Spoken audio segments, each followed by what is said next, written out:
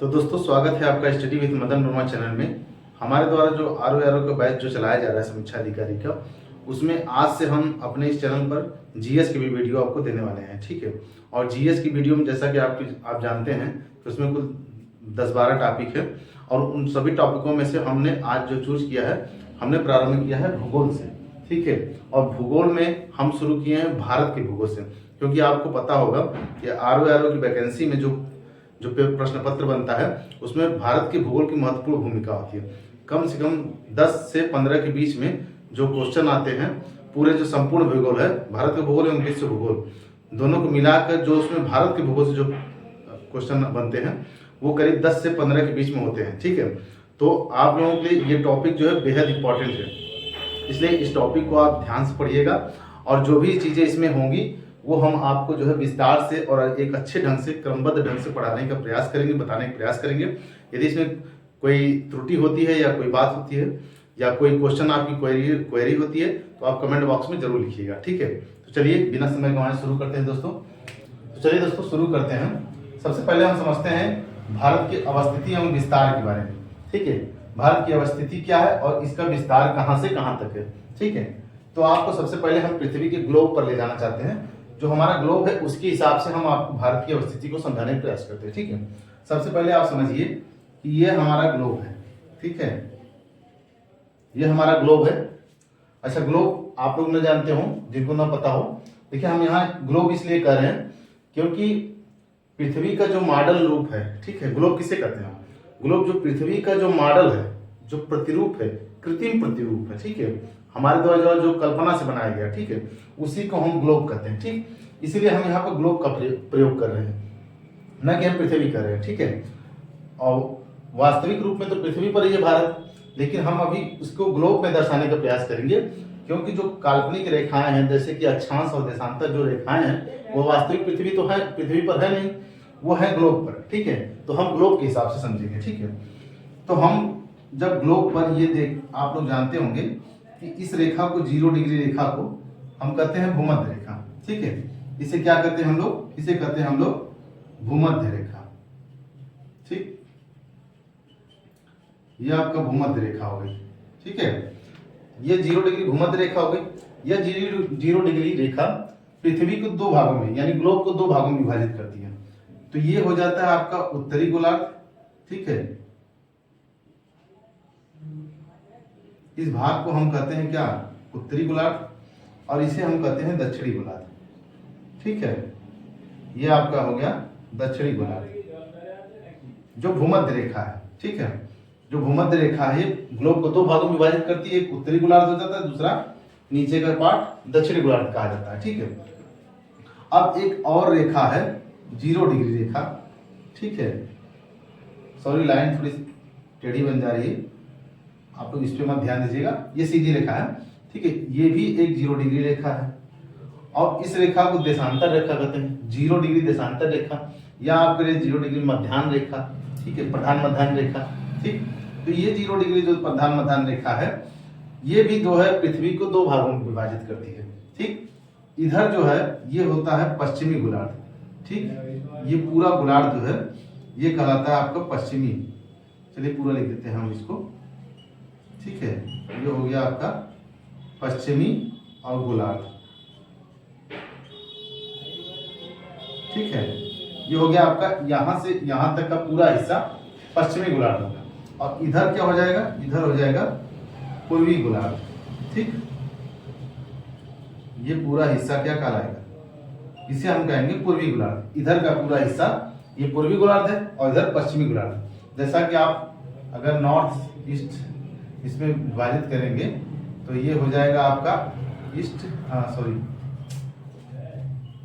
एक मिनट, इधर हो जाएगा आपका वेस्ट, ठीक है, इधर हो जाएगा ईस्ट, ठीक है।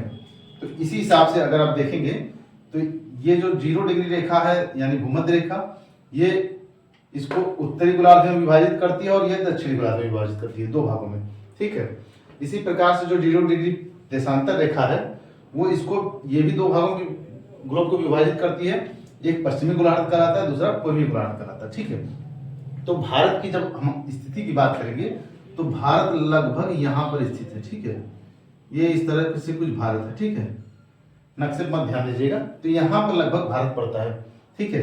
तो जब इसकी स्थिति की बात की जाए, अक्षांशीय और देशांतरीय स्थिति की बात की जाए, तो अक्षांशीय स्थिति से अगर देखा जाए, तो अक्षांशीय स्थिति से देखा जाएगा तो ये जो है भारत जो है पूर्वी गोलार्ध में है, ठीक है।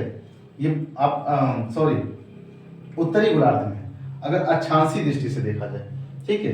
अक्षांशीय दृष्टि से देखा जाएगा तो ये आपका उत्तरी गोलार्ध यहाँ पर पड़ जाता है, ठीक है। तो इस हिसाब से ये उत्तरी गोलार्ध में हो गया।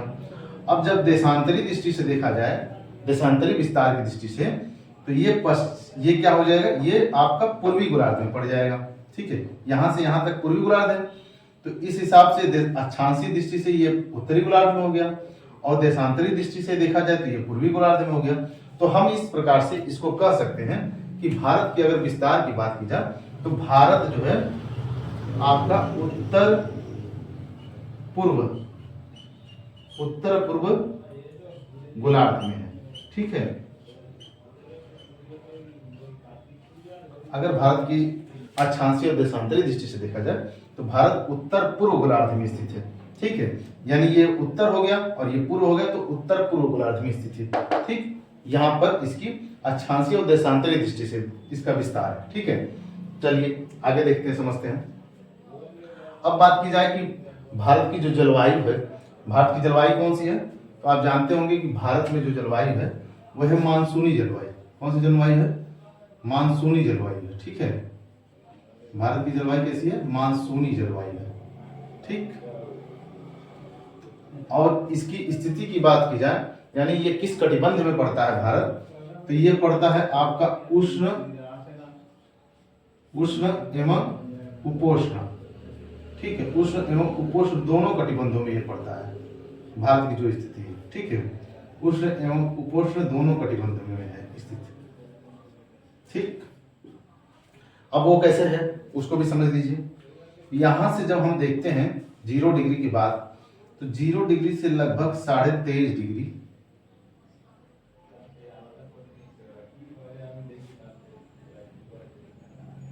ठीक है। यहां से 23.5 डिग्री यानी कि लगभग भारत के बीचों बीच से, ठीक है। यह हो गया आपका 23.5 डिग्री, ठीक। और 23.5 डिग्री दक्षिण की तरफ भी ले लीजिए, ठीक है। 23.5 डिग्री उत्तर और 23.5 डिग्री दक्षिण, ठीक। तो जैसा कि आपको पता होगा कि 0 डिग्री से 23.5 डिग्री उत्तर और 23.5 डिग्री दक्षिण की जो बीच की जो भूभाग है, जो क्षेत्र है, इस हम क्षेत्र को पूरा क्या कहते हैं, इसी को हम कहते हैं उष्ण कटिबंध। इस क्षेत्र को क्या कहते हैं, उष्ण कटिबंध, ठीक है। इसको हम उष्ण कटिबंध कहते हैं, ठीक। इस क्षेत्र को यानी 23.5 डिग्री उत्तरी अक्षांश से लेकर 23.5 डिग्री दक्षिणी अक्षांश के मध्य का जो क्षेत्र है, इसको हम कहते हैं उष्ण कटिबंध क्षेत्र। और चूंकि भारत की यह चूंकि बीचों बीच से जाता है, इस वाले रेखा को जैसा कि आप जानते हैं, अगर हम यूं भी कह सकते हैं कि ये जो 23.5 डिग्री है, इसको हम कहते हैं कर्क रेखा, ठीक है। इसको हम क्या कहते हैं, इसको हम कहते हैं कर्क रेखा, और इसे क्या कहते हैं, इसे हम कहते हैं मकर रेखा, ठीक। इसे हम कहते हैं मकर रेखा। तो कर्क रेखा से लेकर मकर रेखा के बीच की जो क्षेत्र है, जो क्षेत्रफल है आपका जो पृथ्वी का, इसे हम ये कौन सा कटिबंध होता है, ये उष्ण कटिबंध में आता है। तो ये उष्ण कटिबंध चूंकि जो कर्क रेखा है, यह भारत के बीचों बीच से गुजरती है लगभग, तो यह बीचों बीच से गुजरने के बाद यहाँ तक तो जो है उष्ण कटिबंध हो जाता है। लेकिन इसके बाद का कटिबंध कौन सा है, तो इसके बाद का कटिबंध पड़ता है उपोष्ण कटिबंध, ठीक है। इसके बाद जो कटिबंध पड़ता है वो होता है उपोष्ण कटिबंध। तो भारत की जो स्थिति है कटिबंध के हिसाब से, वो उष्ण कटिबंध एवं उपोष्ण कटिबंध दोनों में पड़ता है, ठीक है। और इसकी जलवायु क्या है, तो ये है मानसूनी जलवायु, ठीक है। चलिए, ये तो रहा अक्षांशीय और देशांतरीय इसका विस्तार की दृष्टि से, ठीक। अब आपको हम भारत के नक्शे पर समझाते हैं, ठीक है। तो चलिए अब हम नक्शे पर समझते हैं, भारत के नक्शे पर समझते हैं कि इसका भारत के नक्शे पर अक्षांशीय विस्तार कहाँ से कहाँ तक है और इसका देशांतरीय विस्तार कहाँ से कहाँ तक है, ठीक है। चलिए आइए भारत के नक्शे पर आइए देखते हैं। सबसे पहले हम देखते हैं कि इसका अक्षांशीय विस्तार कहाँ से कहाँ तक है।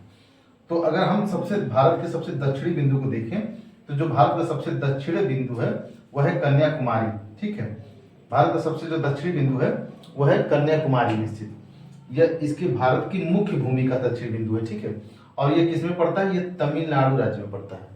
भारत का जो भारत की मुख्य भूमि का जो सबसे दक्षिणतम बिंदु है वह है कन्याकुमारी, और यह जो है पड़ता है तमिलनाडु राज्य में। ठीक है, तमिलनाडु राज्य में पड़ता है। और इसकी अगर हम बात करें अक्षांशीय विस्तार की, तो यह है आपका 8 डिग्री 4 मिनट। 8 डिग्री 4 मिनट अक्षांशीय, उत्तरी अक्षांश। ठीक है, 8 डिग्री 4 मिनट आपका उत्तरी अक्षांश। ठीक है, आप इसे समझ लीजिएगा, हम शॉर्टकट में लिख रहे हैं, उत्तरी अक्षांश होगा। ठीक है, 8 डिग्री 4 मिनट उत्तरी अक्षांश, यह भारत के मुख्य भूमि का सबसे दक्षिणतम बिंदु है। चलिए इसका जो है उत्तरी विस्तार देखते हैं। तो भारत के जो मुख्य भूमि का जो सबसे उत्तरी बिंदु है जो वह है आपका इंदिरा कौल। उसे क्या कहते हैं हम लोग?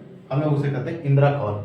यह कहाँ पर स्थित है? तो यह आपका स्थित है लद्दाख में। ठीक है, यह आपका लद्दाख में स्थित है। और इसकी स्थिति की बात की जाए तो यह है आपका 37 डिग्री 6 मिनट उत्तरी अक्षांश। ठीक है, 8 डिग्री 4 मिनट से लेकर 37 डिग्री 6 मिनट उत्तरी अक्षांश पर कि ये भारत की पूरी अक्षांशीय विस्तार है। ठीक है, मुख्य भूमि की अभी हम बात कर रहे हैं। ठीक है, चलिए आगे देखिए। अब इसका पश्चिमी और पूर्वी विस्तार देख लीजिए।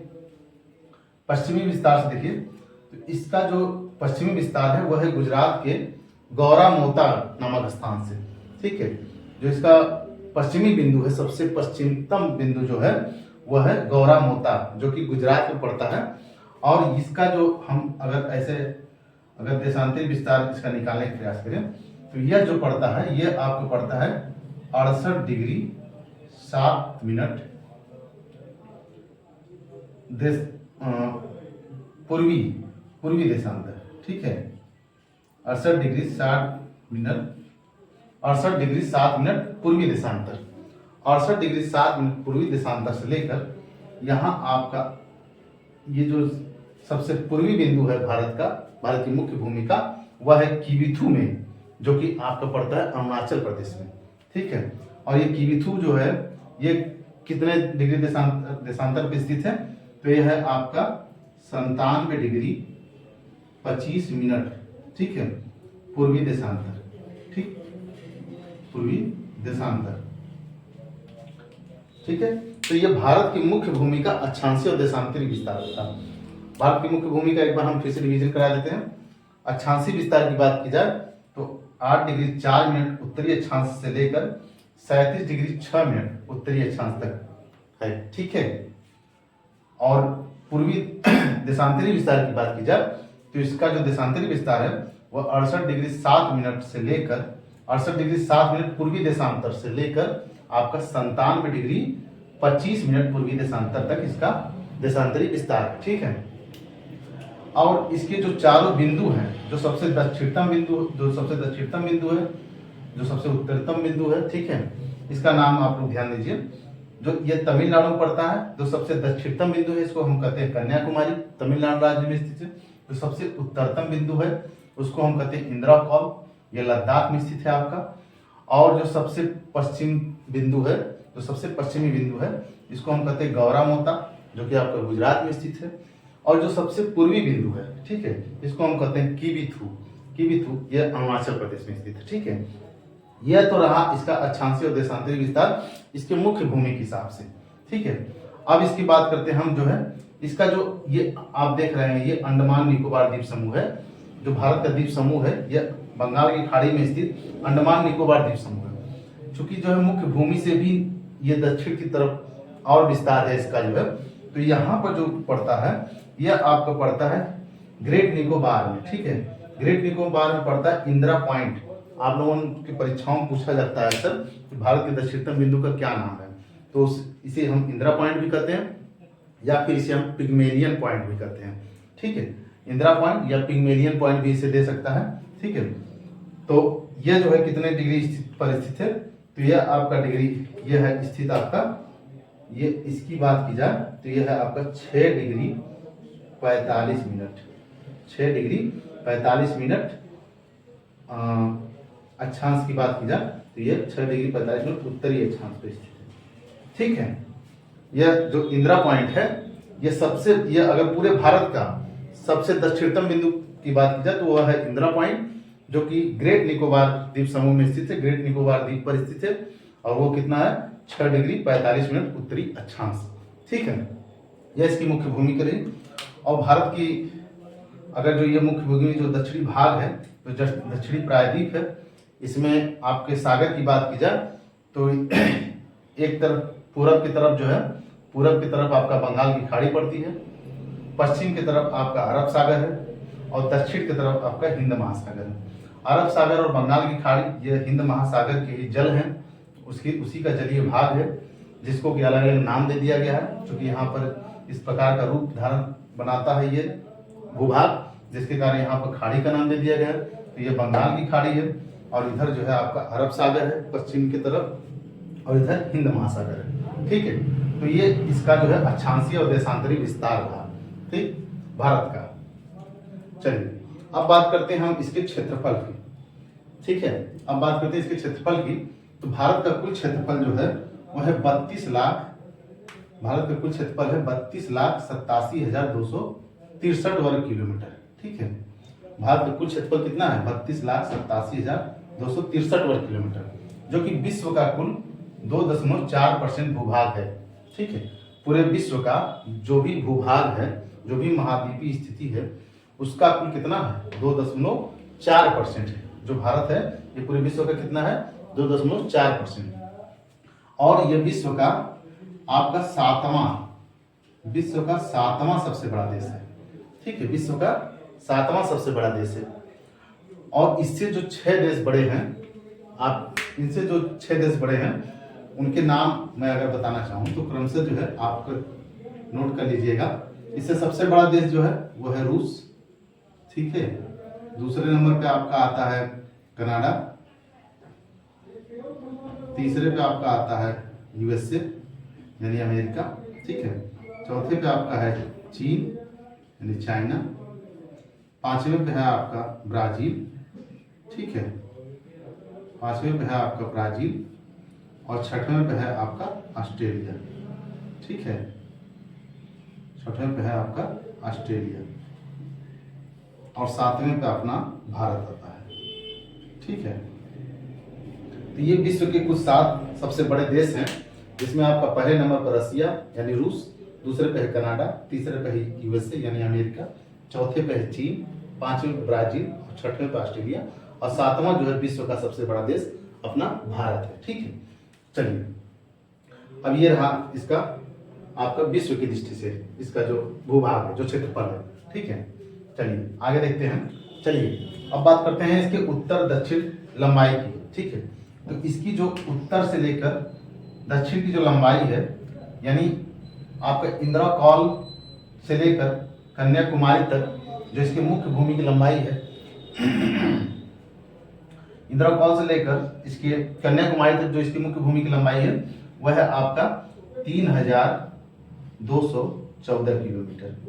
ठीक है, कितना है, 3,214 किलोमीटर।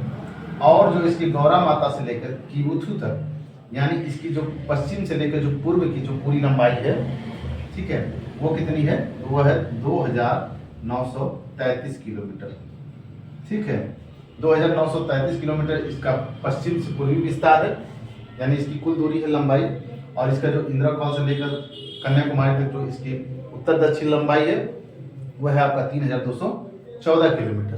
ठीक, चलिए अब भारत में से 2 प्रमुख रेखाएं गुजरती हैं, उसके बारे में भी आपको जानना बहुत बेहद जरूरी है। पहली रेखा है आपका कर्क रेखा।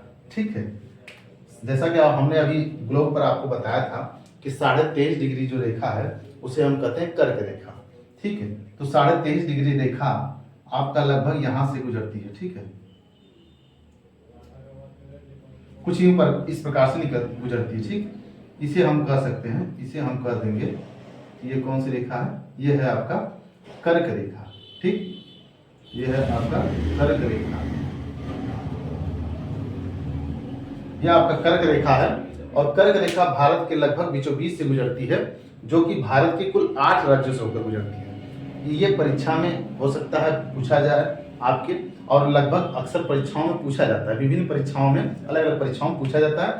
कर्क रेखा पर स्थित राज्यों का क्रम पूछ देता है, कर्क रेखा पर स्थित कुछ राज्यों के नाम दे देंगे, उसमें से पूछ देगा कि आपका इनमें से कौन सा राज्य कर्क रेखा पर स्थित नहीं है या इनमें से कौन सा राज्य कर्क रेखा पर स्थित है। तो कुल 8 राज्य हैं जिसको आपको नोट करना चाहिए, ठीक है। तो पहला राज्य उसमें से है आपका, यहाँ से अगर आप देखेंगे तो यहाँ पर है सबसे पहला राज्य गुजरात, ठीक है। पहले नंबर पर आता है आपका गुजरात। दूसरे पर आप बात की जाए तो दूसरे पे है आपका राजस्थान, ठीक। तीसरे नंबर पे है आपका, क्रम से हम बता रहे हैं इधर से, ठीक है, क्रम से है मध्य प्रदेश। चौथे पर है आपका छत्तीसगढ़।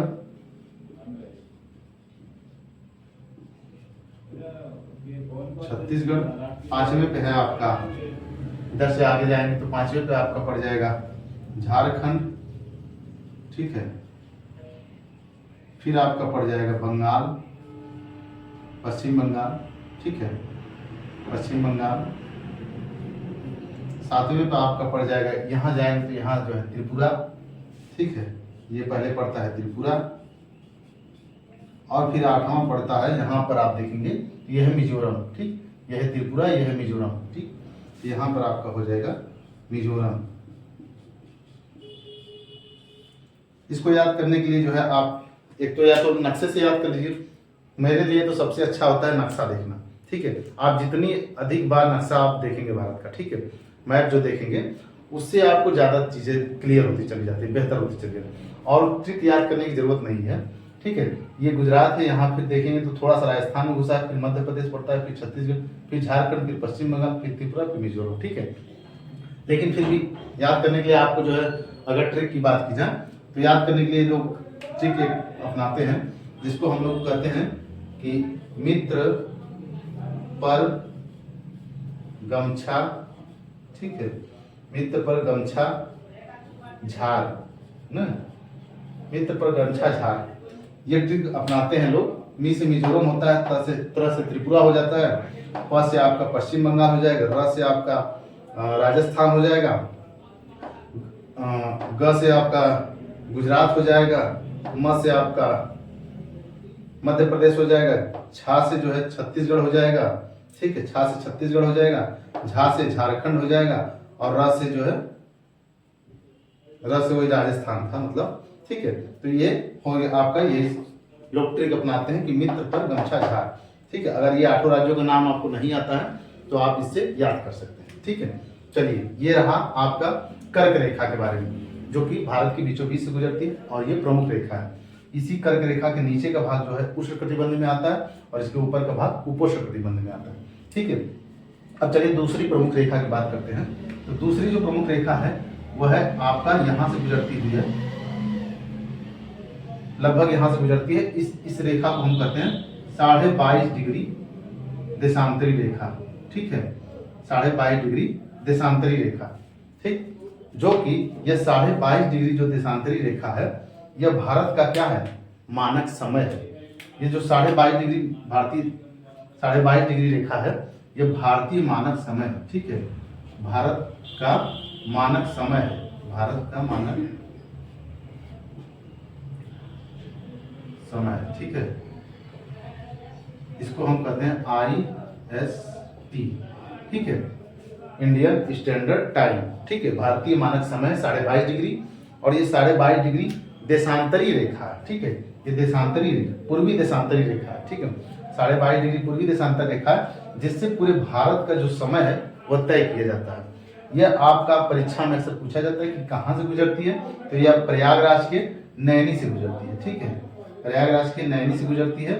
और हो सकता है कि परीक्षाओं में मान लीजिए चेंज कर दिया जाए, क्योंकि अभी हम विंध्याचल गए थे तो वहाँ पर अमरावती चौराहा है, विंध्याचल यानी मिर्जापुर में विंध्याचल जो धाम है, विंध्याचल एक कस्बा है, नगरीय क्षेत्र है, वहाँ पर एक अमरावती चौराहा है, उसी चौराहे से थोड़ी दूर पे स्थित है। वहाँ पर आपका लिखा गया है कि आप मुस्कुराइए, आप भारतीय मानक समय, कुछ ऐसा है कि मुस्कुराइए, आप भारत के मानक समय पर खड़े हैं, ठीक है, शायद यही कुछ लिखा है। तो वह भारत का मानक समय, अब अगर हो सकता है कि नैनी पूछ प्रयागराज में स्थित है तो प्रयागराज से तो गुजरती है, ये पुराना डेटा है ही।